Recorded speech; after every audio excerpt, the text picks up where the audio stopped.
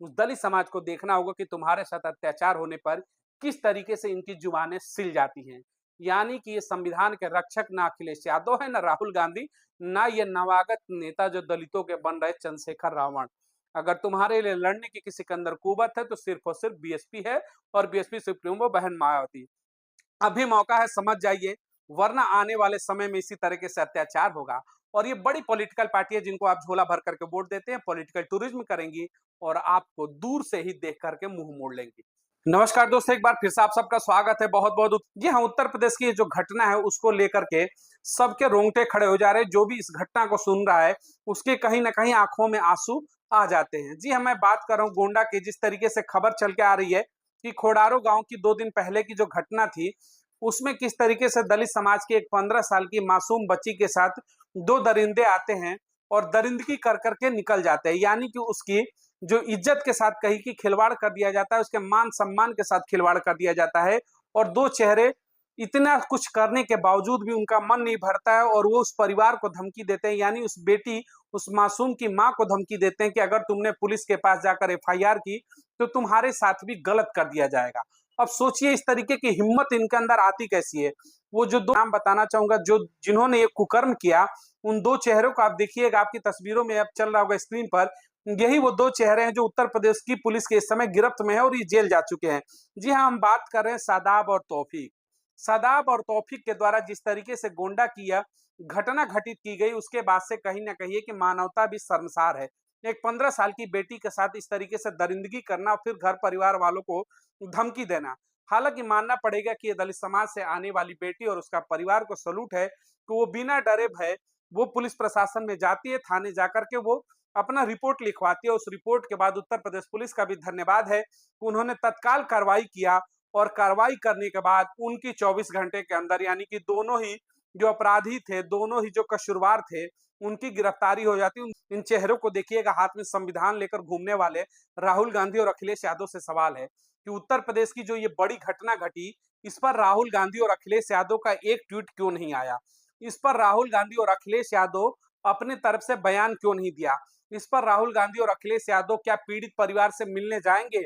आखिर क्यों नहीं? चुनाव में ये बहुजन समाज के बीच में जाते हैं और कहते हैं कि संविधान बचाने की लड़ाई है, संविधान खतरे में है, मैं तुम्हारा मसीहा हूं। आज मेरा सीधा सवाल है अखिलेश यादव से, लाल टोपी वाले से, कि तुम संविधान निर्माता बनने निकले थे, तुम संविधान रक्षक बनने निकले थे, और नए नवेले तुम अंबेडकरवादी बने थे। अंबेडकरवाद कहते थे कि हमारे ही हाथों में अब सुरक्षित रहेगा। इस नए नवेले अंबेडकरवादी और इस नए नवेले अखिलेश यादव से, संविधान रक्षक से मेरा सवाल है कि क्या गोंडा का रास्ता तुम्हें नहीं पता है, या फिर गोंडा जाने के लिए तुम्हारी गाड़ी में तेल नहीं है, या फिर तुम्हारे पास समय नहीं है, या फिर तुम्हारे पास व्यवस्थाएं नहीं, तो व्यवस्था हम कराते हैं। गोंडा भेजने की तुम्हारी तैयारी हम करा देंगे, तुम्हें आने जाने का खर्च हम मुहैया कराते हैं। क्या उस दलित बेटी के साथ मिलने जाओगे? नहीं जाएंगे। राहुल गांधी क्या गोंडा में इस पीड़ित परिवार की बच्ची से मिलने जाएंगे? नहीं जाएंगे। क्या प्रियंका गांधी अपना राजनीतिक रोटी सेकने के लिए गोंडा में इस बेटी से मिलने जाएंगी? नहीं जाएंगे। क्या सोनिया गांधी जाएंगी? नहीं जाएंगे। क्या लालू यादव जाएंगे? नहीं जाएंगे। इनके साथ खड़ा कौन है? तो इकलौती बहन मायावती, क्योंकि उसे पता है इस समाज से आती है कि दर्द क्या होता है। किसी दलित समाज की बेटी के साथ समाज में जो कुछ गलत होता है, या फिर किसी भी बेटी और समाज के साथ, तो वो कितना दुर्दांत होता है इस बसपा समझती है। लेकिन अगर यही किसी और के साथ अभी तक हुआ रहता, वो दलित समाज की नहीं होती, तो अब तक आप पॉलिटिकल टूरिज्म देखते। जिस तरीके से हाथरस में इन्होंने पॉलिटिकल टूरिज्म बना दिया, राहुल गांधी, प्रियंका गांधी एक दूसरे के ऊपर गिरते हुए, लड़ते हुए, ढहते हुए, सब कोई जाने को आतुर था। नए नवेले इस समय संविधान रक्षक एक और हैं, चंद्रशेखर रावण, वो भी बहुत व्याकुल थे। इन तमाम चेहरों से, वो चंद्रशेखर रावण हो, या फिर राहुल गांधी हो, या फिर अखिलेश यादव हो लाल टोपी वाले, इन सब से सवाल है, या फिर प्रियंका गांधी आप हो। बेटी हूं, लड़ सकती हूँ। कहाँ गया आपका बेटी हूं लड़ सकती हूँ? आप बेटी हूं लड़ सकती हूँ तभी तक लड़ सकती हूँ जब तक सामने वाला अपराधी जो है एक खास समुदाय से ना आता हो। एक खास समुदाय से आते ही आप भीगी बिल्ली बन जाती हैं। आपके अंदर लड़की हूं लड़ सकने का जो जुनून है वो खत्म हो जाता है प्रियंका गांधी, क्योंकि जो पीड़िता है वो दलित समाज से है, और जो पीड़ित करने वाला व्यक्ति वो अल्पसंख्यक समाज से आता है। फिर यहीं से आपकी फटके फ्लावर हो जाती है तमाम विपक्षी पार्टियों की। अभी अगर कोई और घटना होती तो अखिलेश यादव की जुबान खुल जाती, लेकिन अखिलेश यादव की जुबान सिल गई है गोंडा की घटना पर। अखिलेश यादव नहीं बोलेंगे, राहुल गांधी की जुबान सिल गई है गोंडा की घटना पर नहीं बोलेंगे, क्योंकि गोंडा में एक दलित बेटी के साथ कुछ गलत हुआ है, वो किसी और समाज से नहीं है। और सबसे बड़ी बात, दलित समाज के है तो उस पर तो नहीं बोलेंगे, उसका तो वोट ले लेंगे संविधान के नाम पर, लेकिन सबसे बड़ा है कि जो ये अपराध करने वाला है सादाब और तौफीक नाम है, यानी कि अल्पसंख्यक समाज से आते हैं। मेरी एक खुली चुनौती है कि पूरे देश की अगर हम बात करें, भारत की या फिर पूरे वर्ल्ड की, जो भी सभ्य समाज से होगा, जो भी मुस्लिम पढ़ा लिखा होगा, या फिर जो सिद्धांतों को समझता होगा, या फिर जो दीन ईमान की बातें करता होगा, क्या कोई भी मुस्लिम समाज ऐसा समर्थन करेगी जो बच्चियों के साथ इस तरीके की हवानियत करते हो, बच्चियों के साथ इस तरीके की गलत चीजें करते हो? क्या कोई भी मुस्लिम समाज खड़ा होगा? नहीं खड़ा होगा। लेकिन ये वोट की राजनीति में इतने नीचे जा चुके हैं, अखिलेश यादव, राहुल गांधी जैसे जो चेहरे हैं देश के अंदर, ये वोट के मामले में, वोट की जो राजनीतिक समीकरण है, वोट की जो रोटी सेकने के मामले में, ये निचले पायदान पर इतने जा चुके हैं कि अगर अपराध करने वाला अल्पसंख्यक समाज से होता है तो इनके कलेजे में पानी भर जाता है, इनके कलेजे में डर दौड़ जाता है कि हमारा वोट बैंक का जो समीकरण है कहीं डिसबैलेंस ना हो जाए, कहीं उल्टा ना हो जाए, फिर इनके जुबान पर साइलेंट हो जाता है। लेकिन जब चुनाव आता है तो वही दलित बस्तियों में जाकर, जिस दलित बेटी से मिलने नहीं जाएंगे, इतनी बड़ी घटना होने के पास, 15 साल की एक मासूम बच्ची है, उम्र समझिएगा, अभी एडल्ट भी नहीं थी, मात्र 15 साल, उसके साथ दरिंदगी होती है, लेकिन दोनों की जुबान चुप है। क्यों? क्योंकि चुनाव में जाएंगे और फिर उन्हीं बस्तियों में कहेंगे कि मैं नया नवेला संविधान का रक्षक हूं, मेरी लाल टोपी देखो, मेरा हाथ का पंजा देखो और वोट दे दो। और कहेंगे कि मैं संविधान का रक्षक हूं, मैं संविधान बचाऊंगा। ये संविधान रक्षक नहीं, ये भक्षक है।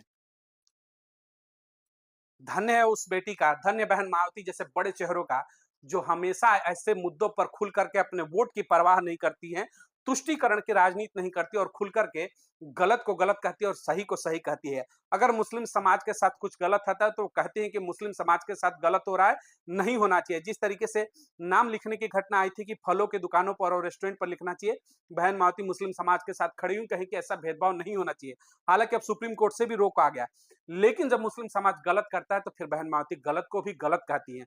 उन्होंने कहा कि ये गलत हुआ, ये दरिंदगी जो हुआ, जो बच्चियों के साथ इस तरीके की घटना घटित हुई है गोंडा में, वो मुस्लिम समाज से जो भी चेहरे आते हैं, तौफीक और सादाब, उनकी गिरफ्तारी होनी चाहिए। ये राजनीति में ये मादा होना चाहिए, राजनीति में ये जिगर होना चाहिए। राजनीति के अंदर सही को सही और गलत को गलत कहने का जो जिगरा है, वो यकीन मानिएगा पूरे भारत के राजनीति में सिर्फ और सिर्फ आयरन लेडी जो महिला है, यानी कि बीएसपी सुप्रीमो मायावती, उन जैसे के अंदर हिम्मत है कि अपने चुनाव का जो समीकरण है, वोट बैंक के समीकरण और तुष्टीकरण की राजनीति नहीं करती और डंके के चोट पर गलत को गलत और सही को सही कहती है। लेकिन ये जो संविधान रक्षक बनते हैं राहुल गांधी, अखिलेश यादव, ये इतने डरपोक हैं, इनके कलेजे में इतना पानी भर चुका है कि अगर सामने वाला गलत करने वाला अल्पसंख्यक समाज से निकल जाता है तो इनकी जुबान पर फेविक्विक लग जाता है, इनकी जुबान खुलती ही तक नहीं है। लेकिन कोई और समाज से अगर हो जाता है तो फिर इनका पॉलिटिकल टूरिज्म शुरू हो जाता है। फिर जिस तरीके से आपने देखा कि तमाम उत्तर प्रदेश या फिर अन्य जगहों की घटनाओं पर ये रैलियां लगा देते हैं, हर रोज मिलने जाते हैं, लेकिन इस बेटी के दरवाजे पर ये दोनों चेहरे नहीं जाएंगे। नवागत संविधान बचाने वाले, संविधान और युवाओं के बहुजन के नेता बनने के ख्वाब देखने वाले चंद्रशेखर रावण की जुबान पर भी इस समय ताला है। सिर्फ और सिर्फ एक ट्वीट किया, और इस ट्वीट के अंदर भी देखिएगा चंद्रशेखर रावण के अंदर इतनी हिम्मत नहीं हुई कि उसमें नाम ले कि कौन जो अपराध करने वाले हैं, उनका नाम सादाब और तौफीक है। क्योंकि इनका भी समीकरण वही है कि तुष्टीकरण की राजनीति करो और लोगों को खुश करो, गलत को गलत कहना सीखिए और सही को सही कहना सीखिए। यही राजनीति होती है और बहुत खूबसूरती है कि इस देश के अंदर गलत को गलत और सही को सही करके राजनीति करने वाली सिर्फ और सिर्फ एक नेता है, बहुजन समाज की बीएसपी सुप्रीमो बहन मायावती। वरना अखिलेश यादव हो या फिर राहुल गांधी हो या फिर चंद्रशेखर रावण, ये तमाम बहुजनों के नाम पर छाती पीटने वाले और बहुजनों को अपना नया हुकूमत दिखाने वाले कि बहुजनों का नेता मैं हूं, इन तीनों चेहरों के जुबानें सिल जाती हैं जब सामने वाला अपराधी अल्पसंख्यक समाज से और मुस्लिम समाज से आता है। इनको डर लगने लगता है, इनकी हड्डियां कांपने लगती है, इनकी रूह कांपने लगती है, इनके पैर कांपने लगते हैं कि हमारा वोट का जो महल है, जो ध्रुवीकरण और तुष्टीकरण का महल है वोटों का, वो कहीं न कहीं भरभरा कर गिर जाएगा और मैं ज़मीन पर आ जाऊँगा और हमारी हैसियत कुछ नहीं रह जाएगी। वाक़ई में तुम्हारी हैसियत कुछ नहीं रह जाएगी अगर तुम तुष्टीकरण की राजनीति छोड़ दो। तुष्टीकरण की राजनीति पर समझना होगा आपके न्याय में, अन्याय में कौन खड़ा होता है आपके साथ, कौन आपकी मजबूरियों में लड़ाई लड़ता है, कौन आपको न्याय दिलाना हो, समाज को अब समझना पड़ेगा। तमाम उन लोगों को भी खबर है जो लगातार बीएसपी का विरोध करते हैं। देख लो, जिस बीएसपी का विरोध करते हो तुम्हारे साथ खड़ी होती है और जिसका तुमने समर्थन किया वो दोनों चेहरे गायब है। मिलेंगे तमाम अगली बड़ी खबरों को लेकर के। इस वीडियो को अधिक से अधिक लोगों तक शेयर ज़रूर करें ताकि हर बड़ी खबर आप तक मिलती रहे। बहुत-बहुत धन्यवाद।